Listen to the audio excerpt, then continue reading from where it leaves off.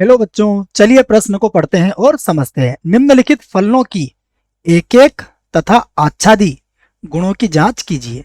और हमें फलन दिया है एफ एक्स बराबर एक्स की घात 2 द्वारा प्रदत्त, और एफ जो है वो आर से आर में एक फलन है। ठीक है ना। तो आर यहाँ वास्तविक संख्या से वास्तविक संख्या में ये फलन हमारा परिभाषित है।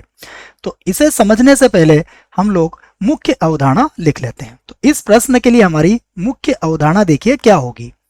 तो मुख्य अवधारणा में हम देखेंगे कि फलन एकेकी और आच्छादक कैसे होता है, पहले उसको हम समझेंगे। ठीक है बच्चों। तो देखो, सबसे पहले हम देखेंगे कि एकेकी अगर हमें कोई फलन चेक करना है तो एकेकी के लिए हमें क्या करना है। एकेकी के लिए हम लोग क्या करते हैं, एक सूत्र लगा देते हैं, एफ ऑफ x1 बराबर एफ ऑफ x2 ले लेते हैं, और इन दोनों के बराबर होने पर हमें x1 बराबर क्या मिल जाना चाहिए, x2 मिल जाना चाहिए। तो इस प्रकार हम एकेकी की जांच पूरी करते हैं। उसके बाद देखिए, आच्छादी के लिए हम लोग एक फार्मूला लगाते हैं। कोई भी फलन अगर आच्छादी है तो हम क्या करते हैं कि उसका जो परिसर है वो किसके बराबर बताते हैं, सह प्रांत के बराबर बताते हैं, सह प्रांत के बराबर। ठीक है, ये दोनों बातें आप याद रखें, ये हमारी मुख्य अवधारणा होगी। अब इसके आधार पर हम इस प्रश्न को हल करेंगे। ठीक है बच्चों। तो देखो, हमें जो फलन दिया है वो क्या है। फलन है हमारे पास जो आर से आर में परिभाषित है। तो आर हमारा क्या है, प्रांत है, और इधर ये आर क्या है, हमारा सह प्रांत है। ठीक है बच्चों। अब देखो, हमें फलन क्या दिया है, फलन दिया है हमें एफ एक्स बराबर एक्स स्क्वायर। तो हम इस फलन की अब एकेकी की पहले जांच कर लेते हैं। तो इस फलन की एकेकी की जांच करते हैं। देखो, तो देखो यहां पर मैं x का मान रखूंगा 1। अगर x का मान 1 रखता हूं बच्चों तो देखो क्या मिलेगा मुझे, एफ एक्स बराबर मिलेगा 1 का स्क्वायर बराबर 1। ठीक है बच्चों। तो यहां पर भी मैं x की जगह पर 1 ही लिख देता हूं। ठीक है। अब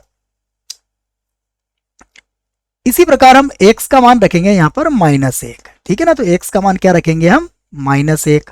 तो यहां से देखो क्या मिलेगा, -1 का वर्ग हो जाएगा जो कि 1 के बराबर है।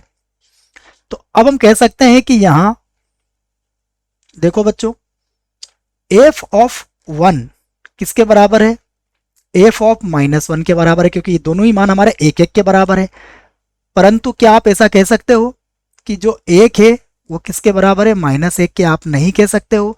जबकि एकेकी का सूत्र क्या है, एफ ऑफ x1 बराबर एफ ऑफ x2 हो, तो x1 बराबर x2 होना चाहिए। देखो यहाँ पर नहीं हुआ, इसका मतलब ये जो फलन है हमारा वो एकेकी नहीं है। तो हम कह सकते हैं कि फलन हमारा एकेकी नहीं है। ठीक है बच्चों। अब हम इसके आच्छादक की जांच करते हैं, या आच्छादी भी बोल सकते हैं आप, आच्छादी। आच्छादी की जांच में देखो बच्चों, फिर से हमें जो फलन दिया है हम उसको y के बराबर लेंगे। तो y बराबर कितना है हमारे पास, एक्स स्क्वायर है।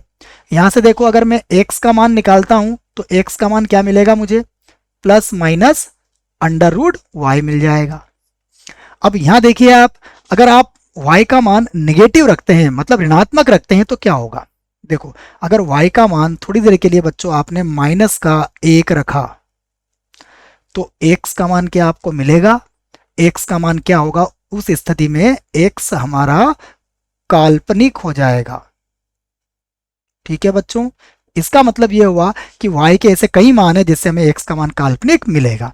तो हम कह सकते हैं कि हमारा जो परिसर होगा वो केवल धनात्मक संख्याएं रखने पर ही मिलेगा। ठीक है। तो यहां पर देखिए, हम इस सूत्र को जो हमने लिखा था आच्छादी में वो लिख सकते हैं कि यहां पर सह प्रांत, इस प्रश्न के लिए सह प्रांत हमारा क्या था, सह प्रांत तो हमारा वो पूरी की पूरी वास्तविक संख्याएं थी, लेकिन हमारा जो परिसर है वो केवल धनात्मक संख्याएं ही आई हैं बच्चों। तो हम कह सकते हैं ये बराबर नहीं होगा किसके, परिसर के। अगर ये बराबर नहीं होगा तो हम कहेंगे कि यह आच्छादी नहीं है। तो यह अच्छा फलन हमारा आच्छादी नहीं थे। ठीक है बच्चों। आशा करता हूं आपको इस प्रश्न का उत्तर समझ में आया होगा। धन्यवाद।